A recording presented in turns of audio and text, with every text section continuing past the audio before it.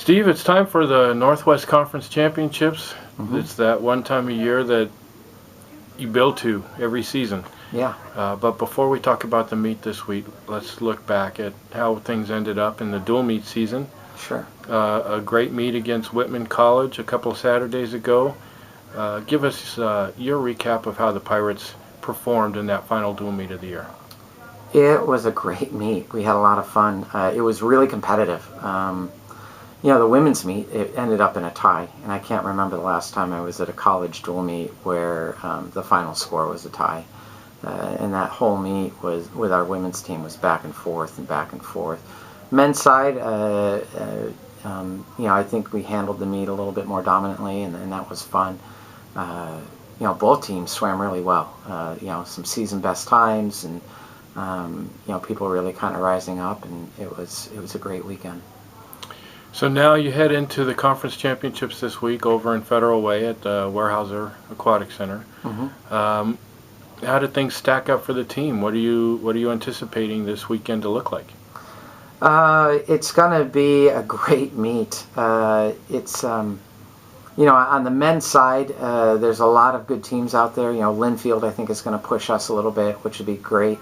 We've got some guys that have been swimming pretty fast all season, so we're hoping to get some NCAA qualifying times and get some people to nationals. And we're hoping on the men's side to win a conference title and repeat, and I think they have a good chance of doing that if they swim well. On the women's team, it could be any one of 5 teams that wins that championship, us being one of them. Dual meet season, if you looked at our conference, that's kind of what you would expect, because everybody has a loss on their record, but to somebody different. There's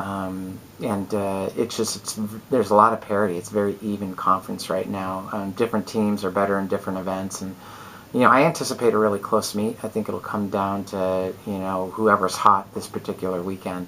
That'll be a very competitive, interesting swim meet on the women's side. For the first time ever, the meet will be competed over 4 days, mm-hmm. with a couple of relays getting moved to Thursday night.